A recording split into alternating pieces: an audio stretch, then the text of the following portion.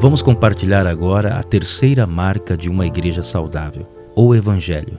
Notícias são um bom negócio nesses dias. Os sociólogos têm apelidado a poderosa elite emergente dos Estados Unidos de a classe da informação, porque a informação é, aparentemente, uma mercadoria muito valiosa. E esta mercadoria é mais difundida agora do que jamais o foi. As notícias são apresentadas pelas redes de televisão, por radiodifusão ou cabo, durante 24 horas, pelos periódicos dedicados a notícias e pelos quase 12 mil jornais. Isso sem falar na internet, que nestes dias permite que milhões de pessoas saibam de um fato antes que os principais jornais ou redes de televisão o noticiem em primeira mão. As notícias parecem vitais, não somente para aqueles que obtêm delas o seu salário, mas também para aqueles que passam sua vida consumindo-as. Nas notícias, aprendemos a respeito de tudo, desde eleições presidenciais a fechamento de indústrias, desde catástrofes recentes a tendências importantes. Algumas pessoas são tão dependentes de notícias que nos perguntamos se elas sobreviveriam sem notícias. Quantas pessoas que condenaram os escândalos políticos recentes em Washington teriam deixado seus televisores ligados o dia inteiro se pudessem ter feito isso?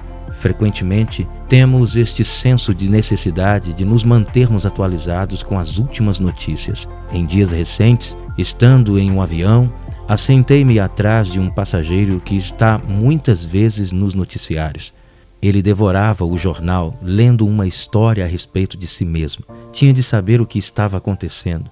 Isso é compreensível. Profissões estão em alta ou em baixa à medida que a informação é aprendida e disseminada. Para algumas pessoas, o manterem-se atualizadas com as notícias parece tão essencial quanto o alimentarem-se.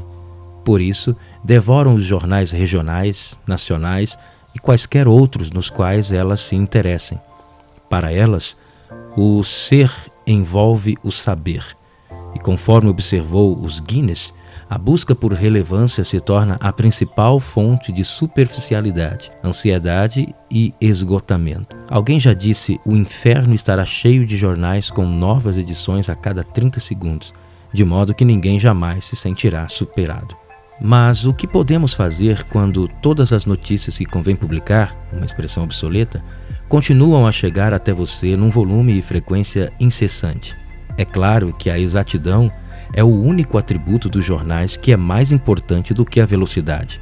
Portanto, deve ter sido com um horror sincero que o editor de um jornal inglês, de mais de 100 anos atrás, ao abrir seu jornal, publicado e distribuído, encontrou nele a mais involuntária e embaraçosa mistura tipográfica de duas histórias. Uma referia-se à morte de um porco e uma máquina de fazer linguiça. A outra, ao clérigo local, o reverendo Dr. Mudge, que estava sendo presenteado com uma bengala de castão de ouro. Uma parte da famosa história mesclada dizia o seguinte: vários dos amigos do reverendo Dr. Mudge o chamaram ontem e, depois de uma conversa, o porco inocente foi apanhado pelas pernas traseiras e descido por uma corda, até que chegou ao tanque de água quente. Então, ele veio para frente e disse que havia épocas em que os sentimentos dominavam uma pessoa e, por essa razão, ele não tentaria fazer nada além de agradecer aos que estavam ao redor pela maneira como o grande animal foi cortado em pedaços, o que foi simplesmente admirável. O doutor concluiu suas observações quando a máquina o apanhou e, em menos tempo do que o necessário para escrever isso, o porco foi cortado em fragmentos e transformado em uma deliciosa linguiça. A ocasião será lembrada por muito tempo pelos amigos do doutor como uma das mais prazerosas de suas vidas. Os melhores pedaços do porco podem ser comprados ao preço de 10 centavos a onça, e estamos certos de que aqueles que, durante muito tempo, têm sido abençoados pelo ministério do doutor se regozijarão com o fato de que ele tenha sido tratado de maneira tão amável. Talvez você pense que, ao dirigir-se à igreja no domingo pela manhã, em vez de ficar em casa assistindo à televisão, decidiu lidar com sua alma e não com o noticiário. Mas o cristianismo tem a ver com notícia. Na verdade, o cristianismo é boa nova. As melhores boas novas que o mundo já ouviu. Embora essas notícias sejam mais importantes do que a história do Dr. Mudge e a máquina de matar porcos, elas também podem se tornar desorganizadas e confusas. Com muita frequência, essas boas notícias se tornam um revestimento finíssimo colado superficialmente sobre os valores de nossa cultura, sendo moldados e conformados aos contornos de nossa cultura e à verdade de Deus. Esta ideia de boas novas, por favor, entenda, não era uma invenção posterior do cristianismo. Jesus mesmo falou sobre as boas novas. E ao falar nestes termos, Jesus retornou à linguagem de Isaías, usada centenas de anos antes, Isaías 52, verso 7, capítulo 61, verso 1.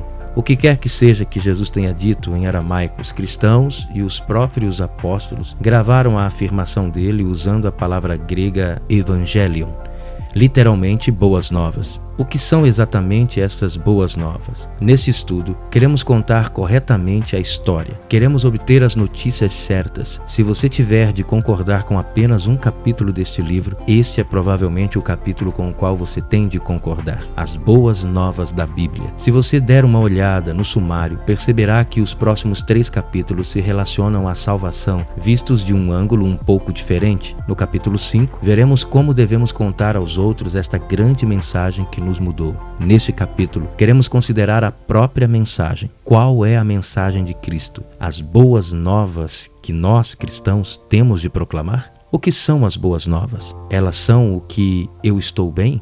Ou que Deus é amor? Ou que Jesus é meu amigo? Ou que devo me endireitar e começar a viver corretamente? O que são as boas novas de Jesus Cristo?